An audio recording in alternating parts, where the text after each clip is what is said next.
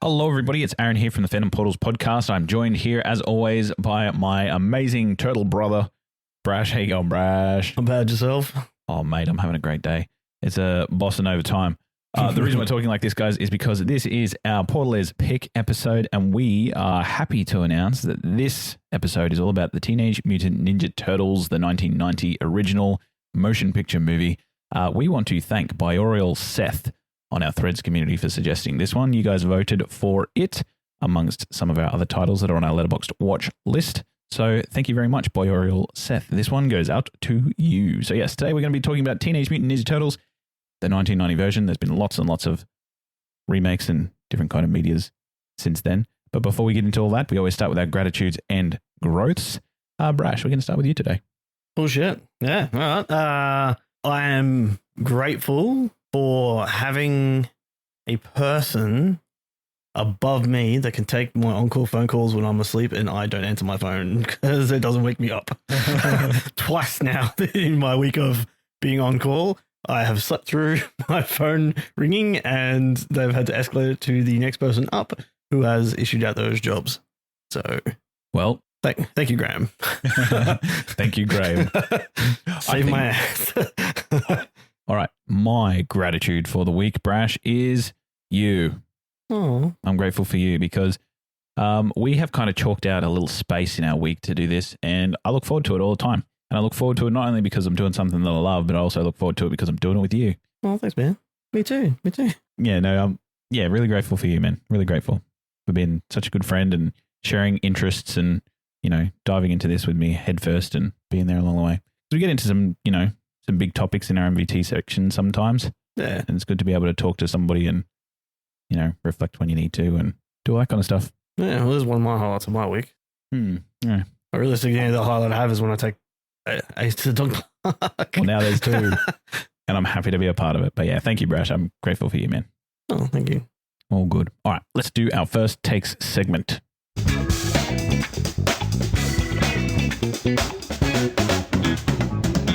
The first takes segment is where we discuss how we first encountered the movie, what our initial impressions of the movie were, and our feelings on the media after having watched it. We also share our community's thoughts on the media for those that have contributed to our social pages. If you would like to, those links are in the show notes below. The best place to do it is on Threads and on Instagram, and you can also now do it on our website, which is www.fandomportalspodcast.com.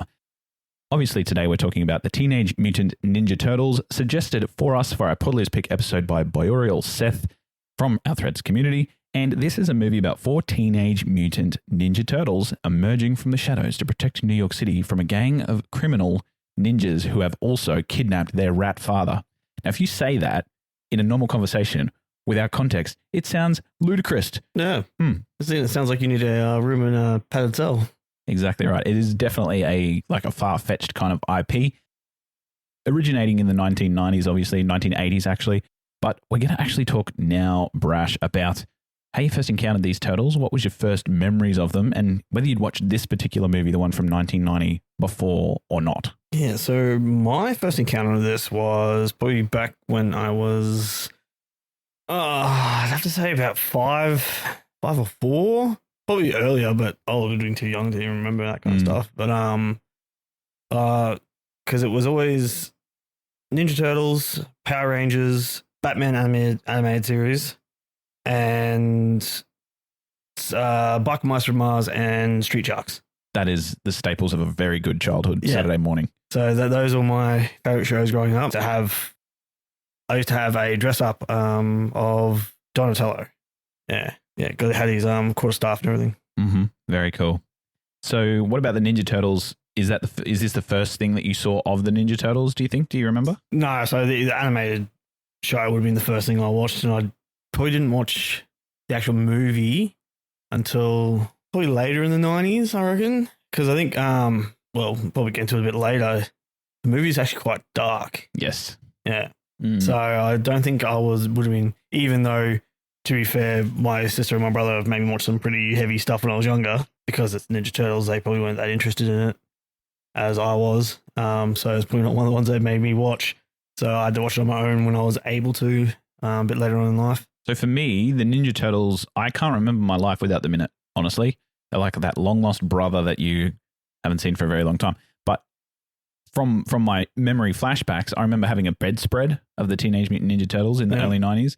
And from there, I also remember watching the cartoon at one of my cousin's house. The theme song, I remember my mum singing that with me when I was a kid. And this was just like fragments of memories that I've seen as well. And I've also felt always connected to the Ninja Turtles just because of the themes and the colors and the awesomeness of the Turtles, how they are. For this movie, I was saying off mic before that I thought I had seen this movie, but in fact, I had not. The first time I watched this movie was for this podcast. And the one that I thought that I watched that was this one was actually the third one, Turtles in Time. Turtles in Time. Because I was like, when are they going to get into samurai suits? And it never happened. Yeah, exactly. That's when they introduced the fourth turtle, I believe. Yeah. Yeah, or the fifth turtle, Venus. Venus, her name. Oh, sorry. Yeah, sorry. There are 4 turtles. Yes. Yeah, Venus. Yeah, so that was a shock to me because I was waiting for them to go to feudal Japan and I was like, how is this going to happen? But it never did. It never came. So this was a delightful surprise to me. I also own a lot of the comic books when they updated them to the IDW distributing studio. And they're probably one of my favorite kind of comic books that I've read in trade paperback. They're really, really good. The 2003 cartoon, I believe it was 2003. TMNT, what it was called, that used to be on Cheese TV in Australia. Yeah. Yeah, that like blew me away. Oh, that's probably my favorite animated adaptation of Teenage Mutant Ninja Turtles. Yeah, I think so too. And I actually found a lot of similarities between this movie and that cartoon, at least in the first season, before they started going, intergalactic and Utron and. It was such a great animation though. Yeah, like the fight scenes were actually really good and. Like, it just got me excited every time I watched it. Yeah, absolutely. I loved it. So yeah, let's flick to our social medias now because we had quite a number of responses to this one. On our Reddit page, we had 152 upvotes and over 62 original commenters. Trapper Keeper says, I want an R-rated Teenage Mutant Ninja Turtles movie. I believe The Last Ronin is coming out. Yeah, and that should be pretty hectic because that's when Mickey goes all... yes, he's the last one. Yeah, he goes all... but he becomes like... He goes like Super Saiyan in it. Yeah, where he's like super powerful and has like extra powers and everything. Yeah, and I think the best thing about that version of the Ninja Turtles is that for the first couple of issues at least, they kept it a very big secret about who that Ronin turtle was.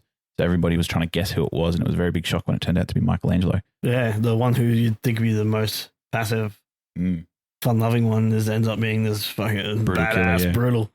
Yeah. All right, we have Jay Buds on our Reddit that says, as a wise man said, forgiveness is divine, but never pay full price for late pizza. That was a very common quote, obviously from the movie. We have Asco says that it's absolute cinema, which was, also agreed upon by 43 other users. Some people have said that it is easily the best comic book adaptation movie of all time on our Reddits as well. We have Dirty Old Sock Life from Reddit, great name, says, this is legit peak Turtles until the Mutant Mayhem movie came out. Yeah. We also have Easy Goat from Reddit that says, remarkably dark for a children's franchise, whereas the sequels were much more flippant and typical family action films. The original was unique and was my first introduction to heavier themes in a film as a young person. Yeah, there is a reason for that too. Yeah. And we'll probably go into that a little bit later. Over onto our threads. We put a post up that says, what do you think of this movie, the Teenage Mutant Ninja Turtles movie from 1990? And we put the poster up there. And we have Thrash and Treasure Podcast, who's a good friend. His name's also Aaron, by the way. He says, why are you asking such a loaded question? We all know this is a cinematic masterpiece. Kamosi Mills says, I enjoyed it. Splinter had my favorite moments in the whole movie. And we also had Agent Sonar, who said, I think you spelled cinematic masterpiece wrong. So there's a lot of fans of this movie, Brash, and the word nostalgia comes to mind once again through the 1990s, because during the time when this came out, it was like in the late 80s, early 90s, incredibly popular IP. It was like everywhere. There was Turtle Mania that was streaming through, especially America. And, there was a toy line. There was the famous cartoon, obviously, that obviously debuted in 1987, which made it very popular for kids. And there was the comic book that was created by Eastman and Laird that really surprised them when they released it to have it be so popular. So there's definitely some love for the Teenage Mutant Ninja Turtles. All right. Are you ready to get into our fandom fact face-off, Brash? Ready. All right, everybody, this is our Fandom Fact Face-Off. One host asks another a series of trivia questions associated with the focus media. The host with the most collected points from the Fandom Fact Face-Off segment will shout the opposing co-host to an all-expenses-paid trip to the movies. Now, this is our last week for the month of May, and we're at 8 all. I'm instigating another rule, Brash. Oh, okay. The rule is you can ask, like, clarifying questions, but you're only allowed to ask for one hint through the whole segment. Okay. Okay, because we got to get to it now. Okay, now remember, this movie was directed by Steve Barron. It was written by Kevin Eastman, Peter Laird, and it actually stars Judith Hogue and Elias Coaches, who plays April O'Neil, and also Casey Jones. Before we jump into the Fandom Fact Face-Off segment, Brash, probably not a question of yours. If it is, I'll cut it. But do you know the budget for this movie? I did. Was it 1.25 mil? No, it was a little bit more than that. 1.3 mil? It was $13 million. Yeah. So it had 13 or 1.3? No, 13. 13. Yeah. Right. $13 million. It was the highest grossing independent movie of all time until the Blair Witch Project came out, and it made $202 million gross. So it was definitely something that people slept on in terms of IP. Do you want to go first or me? I'll go first. Okay. All right. Okay. First question. Well, do you know what Michelangelo hated as a topping on his pizza in the movie that he actually loved in the cartoon? Yes, I do. So he's on the phone in his lair. It's the first time we see the lair in full. Really great set design. And he hates anchovies. He does hate anchovies, but and loves them in the cartoons. Yeah, loves them in the cartoons. And you know, it makes sense because he's a turtle and turtles eat small fish. Yeah, exactly. So it does make sense. And watching the cartoon with my son this morning, the original 1987 cartoon, they went to a pizza place in the very first episode that was run by like the Foot Ninja and things like that. And Raphael ordered a sashimi pizza and the remaining 3 turtles ordered a whipped cream pizza. So I was like, you know, anchovies on the pizza doesn't seem so out of place, but I digress. So that's one for me, thank goodness. And all right, my question, here we go. So with my question, there are a number of key story elements from the original comics that was adapted into this film script. Can you tell me, because most of it was, as we said, adapted from the comic books and it had a bit of a darker vibe, but they did borrow some things from the 1987 cartoon. Can you name 3 of those things?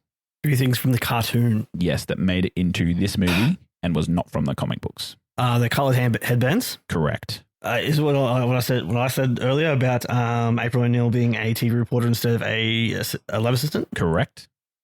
The third one. Oh, then that's the other thing we're talking about too, I believe. Splinter, he was actually, in the cartoon, he's a man turned into a rat, but realistically he's just a rat that used to train, like watched his master train, and that's how he learned how to do ninja stuff. And yep, he got trained from the ooze. Exactly. So those are 3 things that had appeared in the comic books that they borrowed for or changed in the movie. Some other things I would have accepted was the turtles' love for pizza. That came from the cartoon. Yeah, and wasn't actually part of the comic books. Another one that I had was Michelangelo's surfer accent. Right. Obviously, you can't do that in a comic book, but that was directly ripped from the cartoon. Yeah. He spoke differently to all his brothers, and they brought it into the movie as well.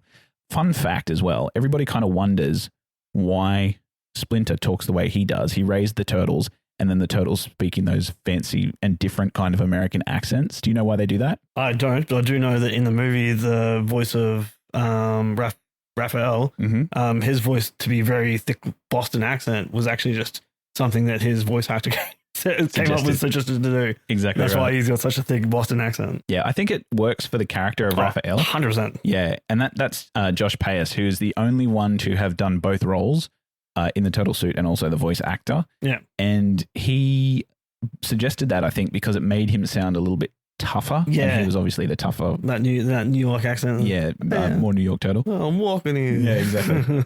6 runs. So, no, the actual reason that they all talk in those different kind of American accents was because the turtles were raised on TV, like they watched so much American TV. Yep, true. True. You can see it kind of in this movie where they take their inspirations from in terms of different characters that they would have seen in 90s TV, where Raphael dresses up in a hat and a trench coat, which was very like PI kind of vibes. And he has that Boston American accent, which is what those characters had.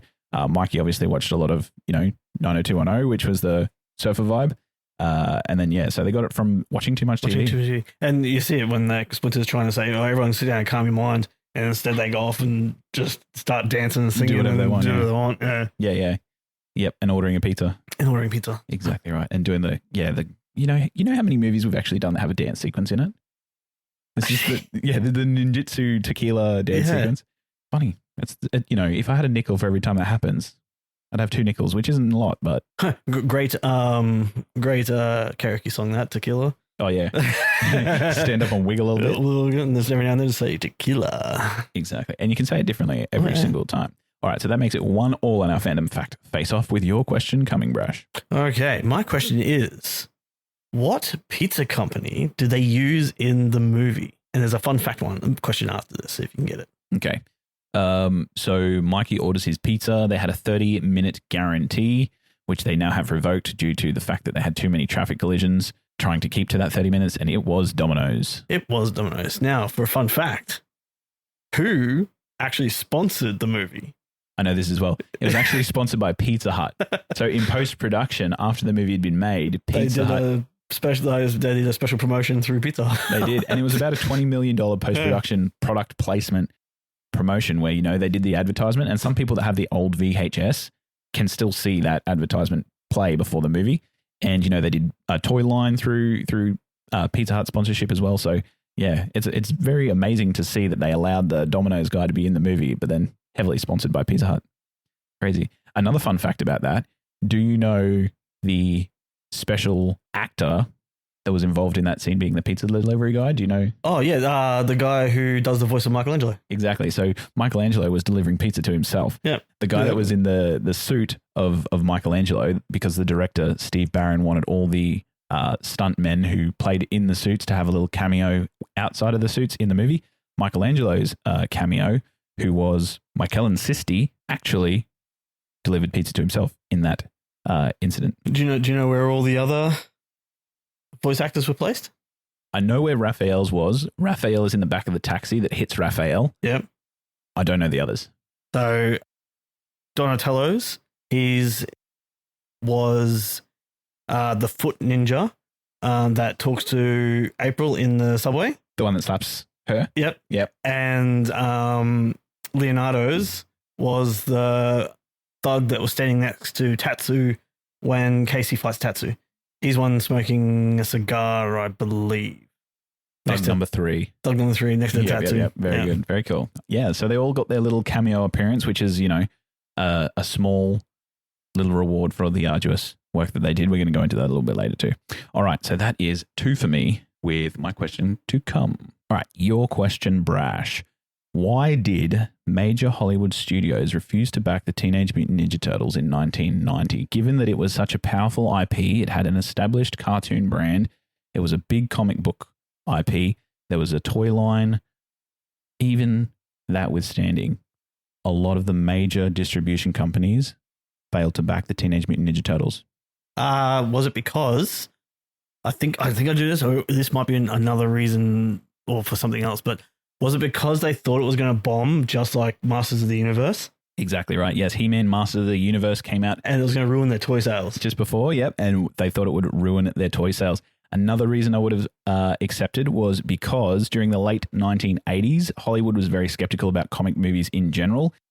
George Lucas's next project after his Star Wars trilogy was Howard the Duck, which is a little bit obscure. We don't talk about Howard the Duck. Yeah.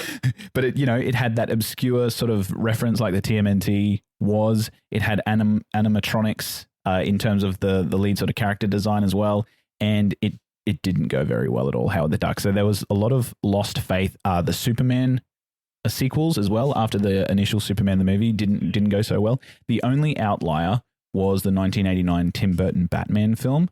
However, studios backed that because it had Tim Burton as the director backing it, and they also had Michael Keaton, who was a very famous actor at the time. So that pull allowed studios to get behind it. But this one here, the Teenage Mutant Ninja Turtles, everybody passed on it thinking that it would bomb, and they ended up going to a Hong Kong film company called Golden Harvest that financed some of the films, and then it was actually distributed by New Line Cinema, which at the time was a very indie and niche distribution company, that, was just getting its start. So without New Line Cinema, we wouldn't have the Teenage Mutant Ninja Turtles. So that's another one correct for you, Brash. And I only knew that because I only just sort of, I didn't even mean to stumble upon it, but I just saw it there because when I was doing the research on the Pizza Hut one question that I had, it sort of popped up too, saying how that it's saying that even though it had this $20 million Pizza Hut deal after like the post production, they struggled to even start because of the fact that they're worried about the toy sales. Yeah, yeah. The only reason why I know it, otherwise I wouldn't have known it. And toy sales were big back then, not like now where it's, toy sales are like tertiary compared to like streaming and video and gaming and things like that. So definitely a big part of their budget, which they needed. All right, your third and last question, Brash. Gotta make it a hard one because one of us has to lose. I do have two. I just don't know which one would be harder. Well, we both have our clues remaining. True. No, this one's the easy one, but I like this one because I like this one. A prominent actor plays a not a foot thug, but one of the teenage thugs. Do you know who it is? Yeah, of course you do. Yeah, I know who this is. This is a young Rob Lowe. No, not Rob Lowe. It is a young Sam Rockwell. Yes. Oh my God. Sam Rockwell. My sphincter tightened and I was like, no. Lucky we don't accept first answers here. We get a chance to run it back. No. But yeah, Sam Rockwell, he was the guy on the stairs who was introducing the new children to, the Pleasure Island sort of Foot Clan, teenage wasteland fun house. And he did so by saying, like, do you have any smokes? And the guy was just like, regular or menthol. That was Sam Rockwell. Yep. He's also the one at the end that talks to the police chief. And when they ask him, he says, if you want to know, go to the East End. Eastman and Laird, who are actually Lairdman Island, because Laird was the last name of one of the directors, and the other one was Eastman. Yeah, which was the creators of Teenage Mutant Ninja Turtles. Yeah, good question, but yeah, I do like that fact as well. Because I love Sam Rockwell. Yeah, and this was actually his first role, and I looked at the director's commentary done by Steve Barron. And he said, this was his first role, and we could also see like a little bit of inspired acting there, even though he did have a smaller role. So they kind of knew that he was going to go on to some bigger and better things. But there you go, got his start. I like that. Well done. All right, so I am, full scores, 3 apiece. Here we go, Brash. Last one. All right, so this movie, they had some unexpected legal challenges when they were releasing the movie in the United Kingdom in England. One of those was that they had to rename the movie from Teenage Mutant Ninja Turtles to the Teenage Mutant Hero Turtles. However, they had to do some clever editing to fix another thing in the movie that they would not accept in their UK release. Do you know what that was? Don't have a clue. You want your clue? Yes, please. Okay, so your clue is it had to do with an item that is restricted in the United Kingdom and they couldn't show it on film. An item that's restricted. My first thought goes to like a firearm, but I don't know. You don't know? Nah. All right. So in the 1990s, the UK had very strict regulations on the depiction of martial arts weapons, most notably nunchucks. So really? Yeah. Michelangelo's nunchucks, they had to edit around his use of his signature weapon, and they were only allowed to show him using like punching and kicking to the point where they actually followed that through and obviously making some tonal changes in number 2 and number 3 of these Teenage Mutant Ninja Turtles movie, where they start to fight with more comical sort of objects like food and things like that. So the nunchuck had to be banned and avoided and couldn't be promoted. And the censorship around that would remain in place for years until they released the uncut version in about 2012. That's so dumb. I know. That's so dumb. Out of all the weapons, nunchucks. Yeah. The blunt force trauma weapon, but the katana's okay. The size okay. Size okay.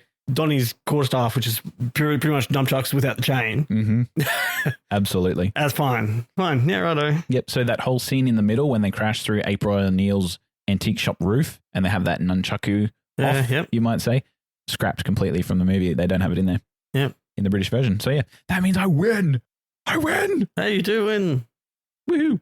So with a total of 11 points, and you ended up with a total of 10 points. Very close, which means we'll be going to the cinema on your dollar, and I'm so happy. I wonder, actually, because my other question was, there's a reason April O'Neil's character April O'Neil doesn't look like her character from either the comics or the cartoon. Do you know why? Is this in terms of a yellow jumpsuit? Yes. I know that maybe it wasn't practical. She thought it was overly sexualized. I don't know that one. No, it's because the actress thought it was gaudy. She's like, it looks ugly. I don't want to wear it. No, thank you. I was like, so you're fucking just ruining the whole entire character because you think the jumpsuit looks ugly. Yeah. Because it's like, it's not really overly sexualized too, because it's a jumpsuit. It's a full body jumpsuit. Exactly. Yeah.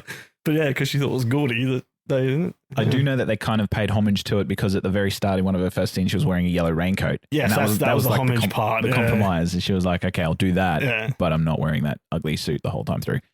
My other question that I was going to give you was, there's a special reason why Splinter gives each turtle their weapons. Do you know what they are? Oh, no, I wouldn't know either. So Leonardo has a lot of good leadership traits and is realistically the one who is most capable of deciding whether somebody should live or die in combat. That's right. That's why he's got swords. Are a lethal kind of weapon.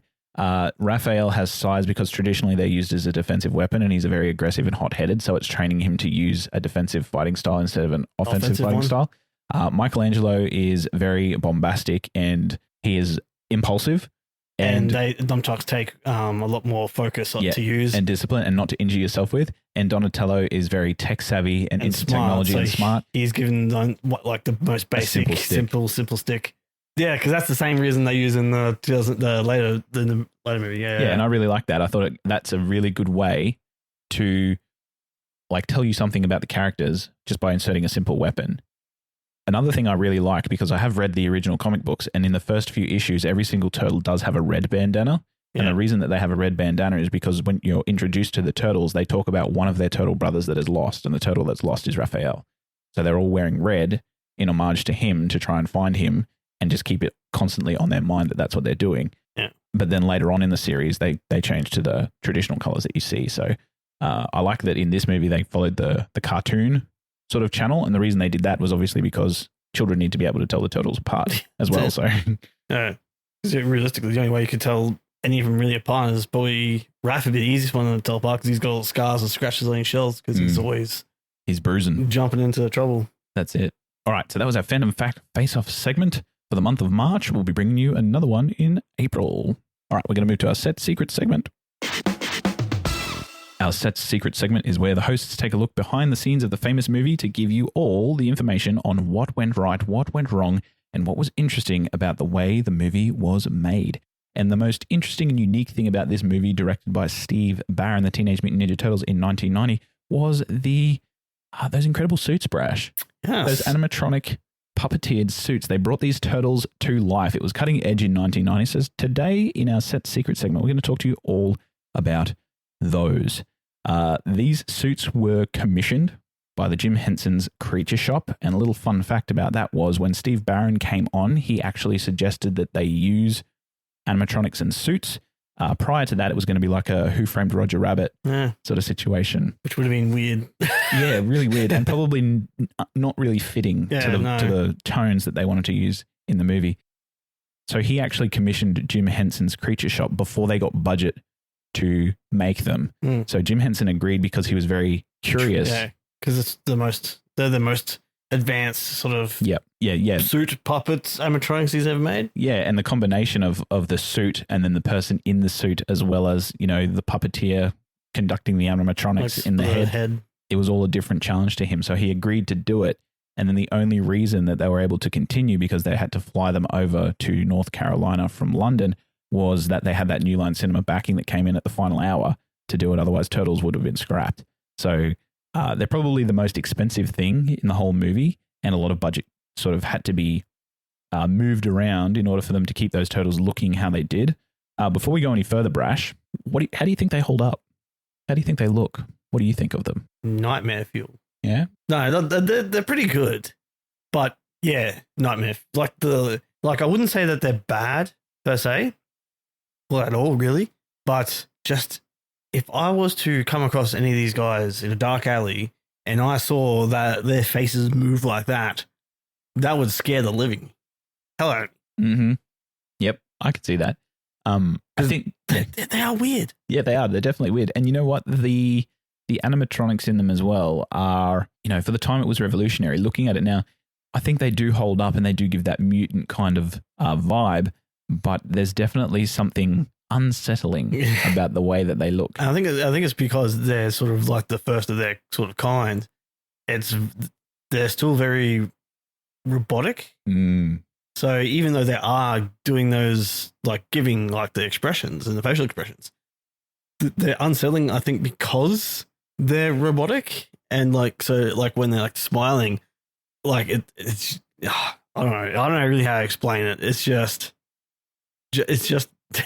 unnatural. Yeah, I actually found myself watching the faces of these turtles move during scenes. So I watched the way their lips move. I watched what their eyebrows did, their eyes widen. And you know what? I agree with you. They're extremely unsettling at times. I think it works for the movie, and I think they're done really, really well. But they actually took a collaboration between multiple performers to do. So as we talked about before, there was the stunt performers inside the suits, which was made out of latex and rubber, which they molded on fiberglass and molded off of the actors or the stuntmen's bodies.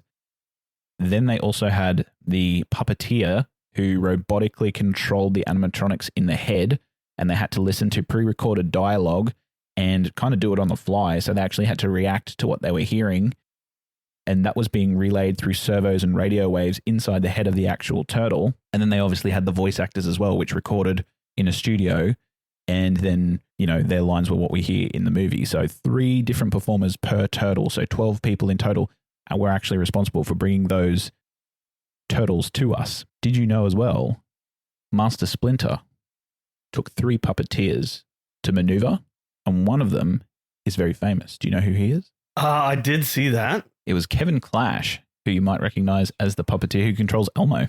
Yes. So yeah, he was the primary puppeteer for Splinter. And then when we're talking about the stunt performers, the guys inside the suit, we had David Foreman as Leonardo, Michelin Sisti for Michelangelo, Leif Tilden, and Josh Pius, as we said, for Raphael, who also did the voices. Now, do you know what all of them had in common, Brash, in terms of their experience with this role, these stuntmen, these amazing heroes? Didn't they all hate it? Yes, they absolutely hated it. Like, who was it? Because one of the Foot Clan stuntmen had to take over for Raphael's stuntman in the suit, because when he got hit into the trash can by Casey, it actually caved in the animatronics and broke his nose. Yeah, absolutely. So when, like in the movie, you can just see it when he gets up out of the trash can, he's holding onto the front of his face because it broke his nose. Yep. Yeah. That was probably the 1990s version of Aragorn kicking the helmet and breaking his toe in real life. I think that's an Easter egg that everybody found really fun. And yeah, you're correct. Josh Pius actually broke his nose during that time. And they all found those suits extremely claustrophobic. However, Josh Pius himself was, in fact, a little bit claustrophobic, and they had to do short stints at the takes that they were doing so he could take the helmet off and get some air and breathe and actually, you know, regulate himself in that time. Because, as we said, the suits were made out of rubber and latex, not a very breathable costume material. But they were also shooting in North Carolina, and at the time it was extremely hot conditions. The suits were restrictive. It was so humid. And I remember watching an interview with Leif Tilden, who was the stuntman in Donatello, and he said, you know, between takes, you'd hear like a muffle of things, which I'll get into in a little bit. But when you'd hear cut, they'd come in with like an air hose and they'd pump it straight into the mouths of the turtle, and it would literally just blow them away with all this cool pressurized air that sort of came into the suit at the time. So it was very, very uncomfortable and very restricting, is what all of them said. Yeah, well, the guy who took over for Raph's character said he had to drink a gallon of water a day just to stay hydrated because it was so hot in those suits. Yeah, you'd have your own climate in there. You'd be sweating profusely. One of the big things that was a problem as well was they had no sense of actually space around them, because the animatronics were inside the head, which contained a lot of servo motors and robotics and also transmitters, that they were constantly moving and rushing. So they could hear the clatter and the whirring of those. And then they'd have an earpiece that had everybody's dialogue coming into them. And then they'd have the outside sounds of everybody. Sensory overload. Yeah, exactly right. And that's what one of them said. They said that it was like being at Grand Central Station and then also trying to act. So I think the unsung heroes of this movie is in fact these 4 stuntmen. Inside the suits. Yeah, inside the suits. Yeah. 2 of them continued on to do the sequel and the third movie. 2 of them didn't. And 2 of them did not. So the two that continued was Leonardo and Michelangelo. They continued. So there was a big challenge as well in the behind the scenes with the turtles, and they had a lot of trouble with the turtle heads functioning properly because where they were filming in North Carolina, there was a lot of planes and radio signals going over. So at times, making them all tweak. They actually would. They would be doing unsuspecting things, and the turtle heads would have incredibly open mouths, or their eyebrows would do weird things just mid-take. Apparently, it sent people into hysterics, but it was also very annoying because they'd have to then redo the take, and the people were feeling uncomfortable in the suits as well. It actually caused one of the most famously memed Easter eggs of Nightmare Fuel that people see today on the internet. Do you know what that one is, Brad? Is that the Mikey one? Yeah. Yeah. Where it's like that. Actually, there's two then, because that's one, but then there's the other one. Oh. It's literally like an aggressive Mikey with bulging, popping puppeteer eyes, and his teethy mouth is just sort of vibrating in this space and just clicking and clacking. Yeah. That's one of them. The second one is an extremely wide-mouthed Donatello, and you can see him standing next to April, and inside Donatello's open mouth, you can actually see the eyes and mouth and nose of the voice actor, and it just looks so unsettling, like a frog that swallowed a cat or something. I don't know. It just looks so weird. But those glitches were all caused by interference with radio waves, which made it very tricky for them to shoot in a very fluid manner.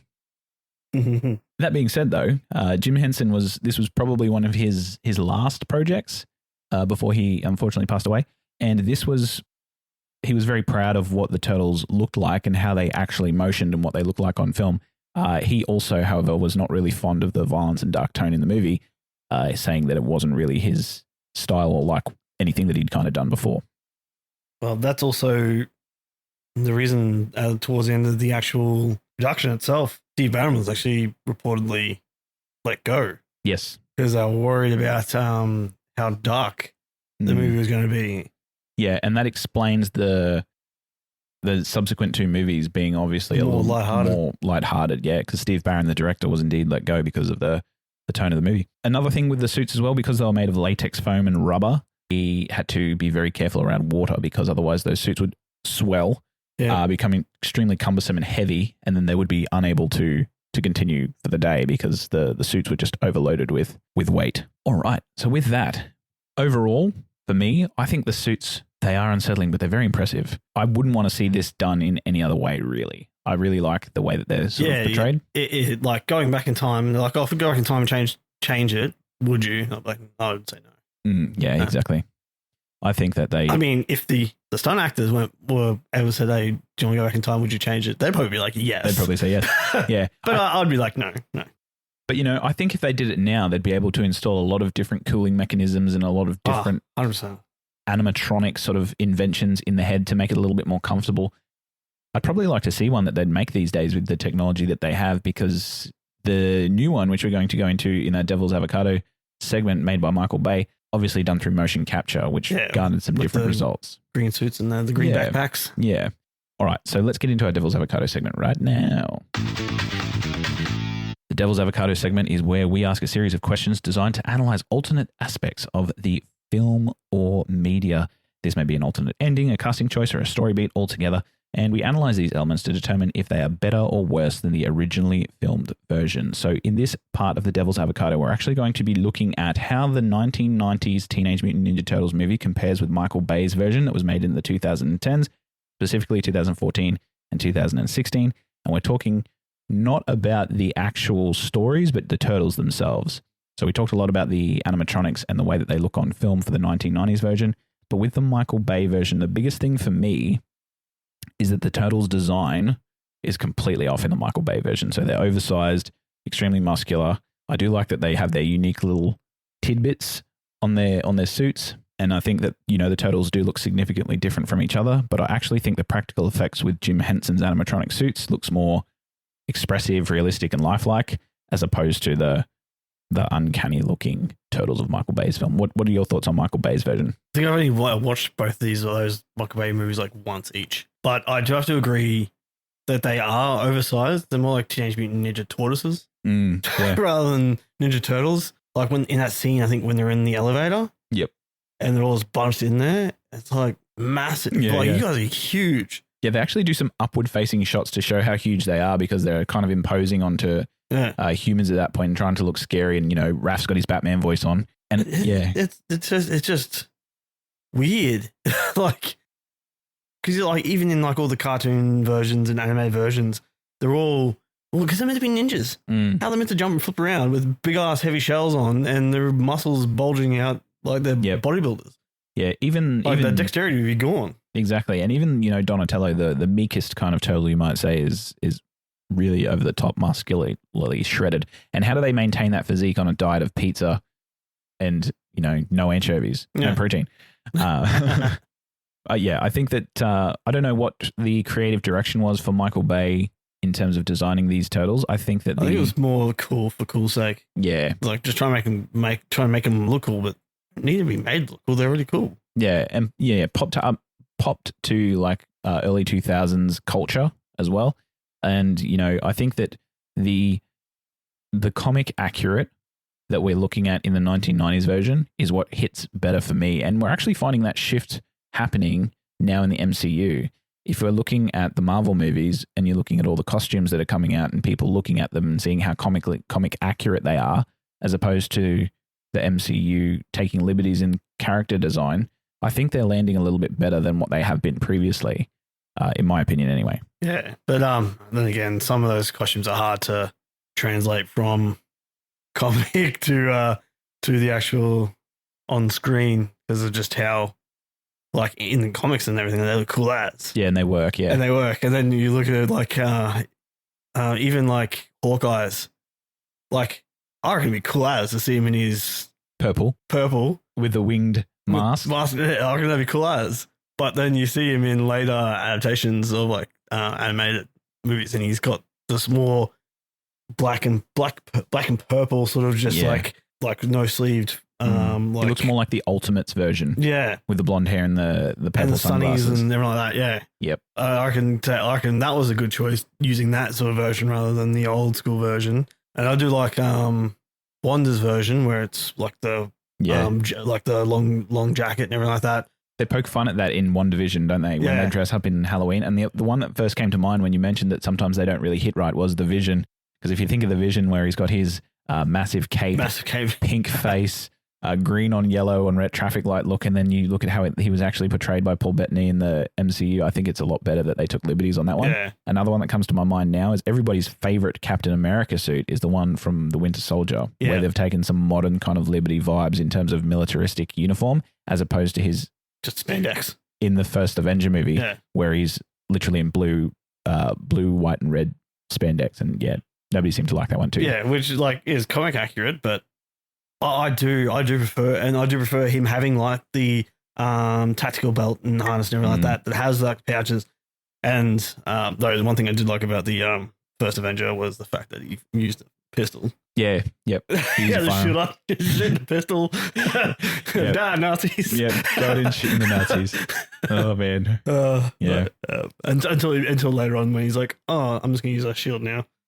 Purely defense. But yeah, the other thing with the Teenage Mutant Ninja Turtles in the 1990s that I kind of looked at was, the characters themselves seem to be portrayed as being more like teenagers than Michael Bay's 100% adult turtles seem to me, at least. Yeah. I think the turtles are best portrayed when they're portrayed by teenagers or actors that are younger, which is what they did for the 1990s movie. A lot of the actors were in their like teens or at least early 20s. And they did it as well for the Mutant Mayhem movie. They actually got 4 of the kids that were voicing those turtles in the room together so they could riff off each other. They could develop a relationship, which was extremely important to get the authenticity of these turtles being brothers in the movie. So I think it works best there. Whereas the turtles in the Michael Bay movie, it has been largely spoken about, especially by Alan Richardson, who plays Raphael, that their treatment and conditions were not so good. So their relationship wasn't there, but also they were being played by adult men in their late 20s, early 30s. So, all right, let's do our sign-off. Okay, ladies and gentlemen, boys and girls, this episode has been brought to you by @Boyorial who is one of our Threads community members. We want to thank you for talking to us or for choosing the Teenage Mutant Ninja Turtles 1990 for us to look at. If you want to be a part of our community, you can do so on Threads and also Instagram. We also have a letterbox where you can actually add to our watch list. And we use those watch lists to come up with what our Portal Is Pick episodes are going to be at the end of the month. You can also contact us on our brand new website, which is www.fandomportalspodcast.com.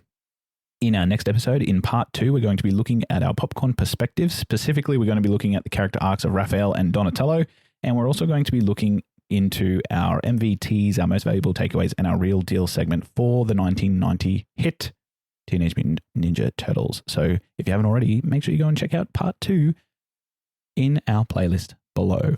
This is Aaron signing out. Brash signing out. And we'll see you next time. Bye.